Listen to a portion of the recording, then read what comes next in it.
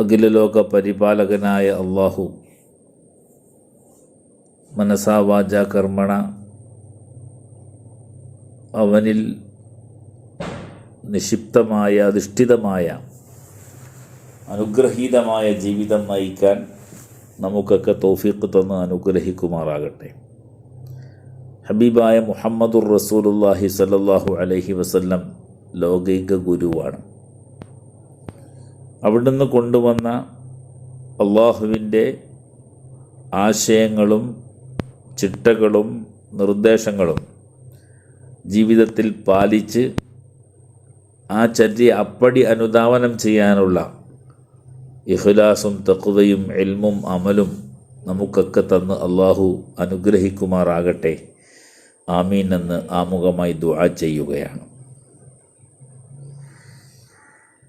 CM charity cell Puthanathani. നിങ്ങളിൽ പലരും അത് കേട്ടിരിക്കും. അതുമായി ബന്ധപ്പെട്ട പ്രവർത്തനങ്ങളെ മനസ്സിലാക്കേണ്ടതും വിലയിരുത്തേണ്ടതും എല്ലാവിധ പ്രോത്സാഹനങ്ങളും കഴിയുന്ന സഹായങ്ങളും ചെയ്യേണ്ടത് നമ്മുടെ ബാധ്യതയാണ്. ഞാനിത് പറയാൻ കാരണം ഏതാണ്ട് 14 വർഷത്തോളമായി അവരിവിടെ പ്രവർത്തിച്ചു കൊണ്ടിരിക്കുകയാണ്. പാലക്കാട്, അട്ടപ്പാടി, വയനാട്, തമിഴ്നാട്, നമ്മുടെ ഈ ഇടുക്കി, കോട്ടയം തീരദേശ പ്രദേശങ്ങളിലും മലയോര പ്രദേശങ്ങളിലും അവരുടെ പ്രവർത്തനം വളരെ ശക്തമായിട്ടുണ്ട് എന്ന് എനിക്ക് വിലയിരുത്താൻ കഴിയുന്നത് കൊണ്ടാണ് ഞാൻ ഈ വിഷയം നിങ്ങളുടെ മുമ്പിൽ കൊണ്ടുവരുന്നത്. അപ്പോൾ കഴിഞ്ഞ ദിവസം ഞങ്ങളുടെ മുണ്ടക്കയം മുഹയ്യിസുന്ന ഇസ്ലാമിക് അക്കാദമിയിലെ 3 പള്ളികളുണ്ട്. ഇവിടെയുള്ള വിദ്യാർത്ഥികൾക്ക്, മദ്രസയിൽ പഠിക്കുന്ന വിദ്യാർത്ഥികൾക്ക് പാഠപുസ്തകങ്ങളുമായിട്ടാണ് അവരെത്തിയത്. വളരെ നിർധരരായ കുടുംബക്കാരാണ് ഈ മേഖലയിലുള്ളത്. ടാപ്പിംഗ് തൊഴിലാളികളും അന്നന്ന് ഉപജീവന മാർഗത്തിന് അത്യധ്വാനം ചെയ്യുന്ന ആളുകൾക്ക് അതൊരു വലിയ സഹായം തന്നെയാണ്. അവർക്ക് പുസ്തകങ്ങളും കുടകളും ബാഗുകളുമായിട്ട് പുത്തനത്താണിയിൽ ബഹുമാനപ്പെട്ട CM വലിയുല്ലാഹിയുടെ പേരിൽ ഓരോ വർഷവും അതിൻ്റെ പ്രവർത്തനം മഹാൻ്റെ ബറക്കത്ത് കൊണ്ട് കൂടുതലാകുന്നു എന്നാണ് എനിക്ക് മനസ്സിലാക്കാൻ കഴിഞ്ഞത്.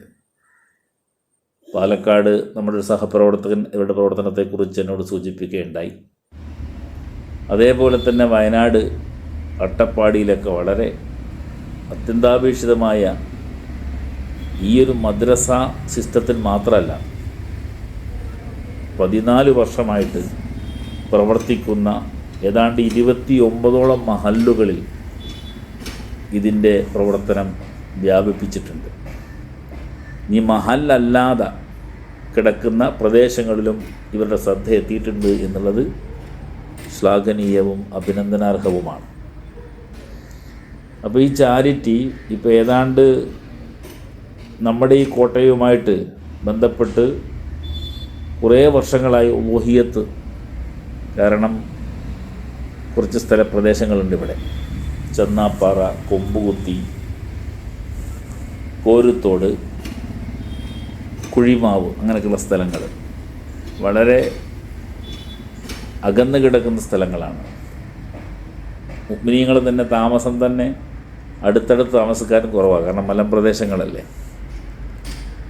അവർക്കൊരു മഹലുണ്ട്, ആ മഹലിൽ അവർക്കൊരു ഉലൂഹിയത്തിന് സാധിക്കാത്തൊരവസ്ഥയാണെങ്കിൽ ആ നാട്ടിലേക്ക് ഒരു ഉലൂഹിയത്ത് കൊടുക്കുമ്പോൾ അവർക്കുണ്ടാകുന്ന സന്തോഷം, അവരുടെ ദുആ, എല്ലാ വിധത്തിലും അവർ നമ്മളോട് സഹായിക്കുന്നു, സഹകരിക്കുന്നു. കൂട്ടത്തിൽ നിന്നുകൊണ്ട് ഉലൂഹിയത്ത് അത് മാംസം എടുക്കാനും പിടിക്കുവാനും ഒരു മഹലിലും ഇല്ലാത്ത ഒരു ആവേശം നമുക്ക് അവിടെ കാണാൻ കഴിയും.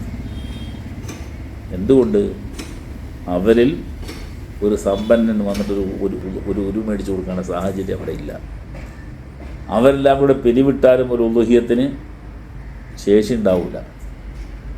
എന്നാലും കഴിയുന്ന അത്ര ആളുകൾ സഹകരിച്ച് ഈ ഒരു ഉലുവിനെ അറുത്താൽ വേറെ ഒന്നും കൂടെ അതിൻ്റെ അകത്തേക്ക് ആഡ് ചെയ്ത് കഴിയുമ്പോഴേക്ക് അവരുടെ വീടുകളിലൊക്കെ 1 കിലോ അല്ലെങ്കിൽ 2 കിലോ വീതമെങ്കിലും ഉളുഹിയ്യത്ത് എത്തിക്കാൻ കഴിയുക എന്ന് പറഞ്ഞാൽ പ്രത്യേകിച്ച് പെരുന്നാൾ സുദിനത്തിൽ ഏറ്റവും സന്തോഷകരവും അഭിമാനകരവുമാണ്.